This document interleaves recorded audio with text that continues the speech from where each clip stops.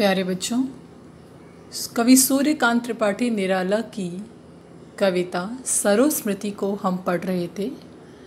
आज के इस वीडियो लेसन में हम सरोस्मृति के अगले अंश पर बात करेंगे।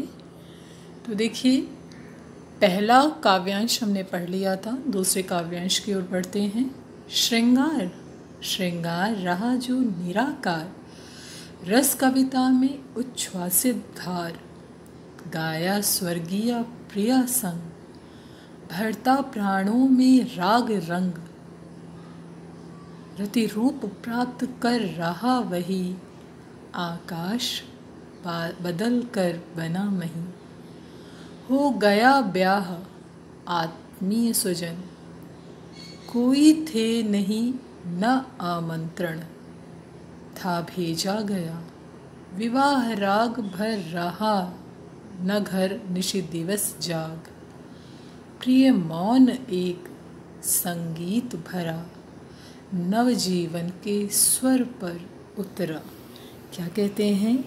देखिए, यहाँ पर निराकार मतलब जिसका कोई आकार ना हो। श्रृंगार, आपको पता है श्रृंगार एक जो सजावट होती है, एक आकर्षण होता है, और दूसरा श्रृंगार प्रेम। उच्छ्वासित धार अर्थात उमड़ती हुई धारा, राग रंग आनंद का रंग, रति रूप कामदेव की पत्नी जैसा रूप। रति रूप यहाँ पर रूपक अलंकार है, मतलब कामदेव की पत्नी जैसा रूप, मतलब इतना सुंदर रूप उनकी पुत्री ने ले रखा है, अत्यंत सुंदर। मही अर्थात पृथ्वी, आत्मीय स्वजन सगे संबंधी रिश्तेदार। विवाह राग, विवाह के अवसर पर जो गीत गाया जाता है उसे विवाह राग कहा जाता है। हमारे यहाँ भारतीय परंपरा में हर उत्सव पर, हर छोटे से लेकर बड़े तक, सब पर एक अलग अलग प्रकार के गीत होते हैं। तो ब्याह में भी अलग तरह के, अब वो धीरे धीरे चीज़ें लुप्त होती जा रही हैं, परंतु अभी भी जिस भी लोक विशेष या प्रांत विशेष के लोग होंगे, वहाँ के अपने ही लोकगीत होते हैं। वह लोकगीत शादी, ब्याह, मुंडन, उपनयन संस्कार, आपके कह सकते हैं, कुछ भी घर में नया होता है, बच्चे के जन्म पर वो गीत गाए जाते हैं। वैसे ही यहाँ विवाह राग मतलब विवाह के अवसर पर गाए जाने वाले गीत हैं। निशि दिवस, रात दिन। शादियों में क्या होता है, घरों में दिन रात का जागरण होता है, सारे जगह रहते हैं, इतना हो हल्ला उल्लास का माहौल होता है। लेकिन यहाँ ऐसा कुछ नहीं है। तो चलिए देखते हैं क्या कह रहे हैं वो। यहाँ पर निराला जी कहते हैं कि जब सरोज विवाह के लिए तैयार होकर आई हैं तो उनका रूप देखकर पुत्री में उन्हें पत्नी की छवि दिखाई पड़ती है। पुत्री में क्या हो रहा है? पुत्री सरोज में प्रतिबिंब है, किसका? पत्नी का। तभी वो क्या कहते हैं?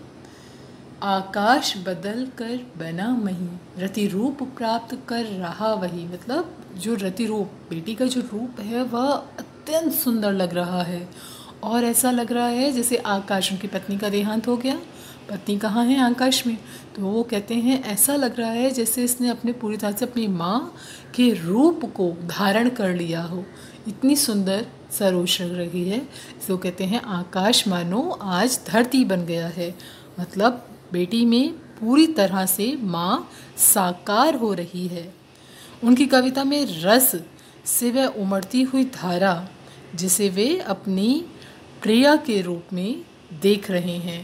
कहते हैं ना, रहा श्रृंगार वही जो निराकार, मतलब पत्नी नहीं है कोई, वहाँ उनका आकार नहीं है, कोई उनकी छाया नहीं है। रस कविता में उच्छ्वासित धार, ऐसा लग रहा है जो कविता रूपी सरोज है उसमें वह उमड़कर आ रहा है। गाया स्वर्गीय प्रिया संग, मतलब अपनी पत्नी के साथ जो समय बिताया था वो याद आता है, क्योंकि अब विवाह का अवसर है।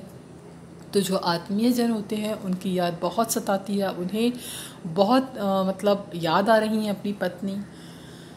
भरता प्राणों में राग रंग, अपनी पत्नी की याद करते ही उन्हें एक तरह का उल्लास, ये एक उमंग सी उनके रग रग में दौड़ जाती है। फिर वो अपनी पुत्री को देखते हैं तो ऐसा लगता है जैसे पत्नी साकार रूप में वहाँ उपस्थित हो गई हैं। बेटी के जो सुंदरता है उसके रूप श्रृंगार में वह उतर आई हैं। हो गया ब्याह, शादी हो गई। आत्मीय स्वजन कोई थे नहीं, मतलब जो अपने परिवार के लोग भी नहीं थे। क्यों मैंने आपको देखा, देखो कविता की सबसे पहली लाइन देखो बेटा, देखा विवाह अमूल नवल, बिल्कुल नई तरह का विवाह। विवाह क्या होता है? विवाह में देखिए, आप कोरोना समय चल रहा है तब भी अगर कहीं विवाह होता है तो 50-60 लोग तो आते ही हैं, आत्मीय जन आते हैं, सब लोग ढोल मतलब बजते हैं, खूब उल्लास होता है, उत्साह होता है। लेकिन यहाँ कुछ नहीं है, बहुत ही सिंपल तरीके से, बहुत सादगी से विवाह हो रहा है सरोज का। कोई आत्मीय जन भी नहीं पहुँचा, ना स्वजन थे, ना किसी को आमंत्रण भेजा गया था। देखो यहाँ लिखा है ना आमंत्रण था भेजा गया। विवाह राग भर रहा न घर निशी दिन। क्या बोल रहे हैं कि किसी को निमंत्रण ही नहीं भेजा उन्होंने कि कोई आए, किसी का कहते हैं शोर शराबा, बहुत भीड़ भाड़ वह नहीं चाहते थे। और वो क्या कहते हैं कि जो विवाह में गाने वाले गीत थे वह भी नहीं बजे, क्योंकि दिन रात का जागरण ही नहीं था, ना कोई आया, ना किसी का गीत हुए। प्रिय मौन एक संगीत भरा, नवजीवन का स्वर उतरा।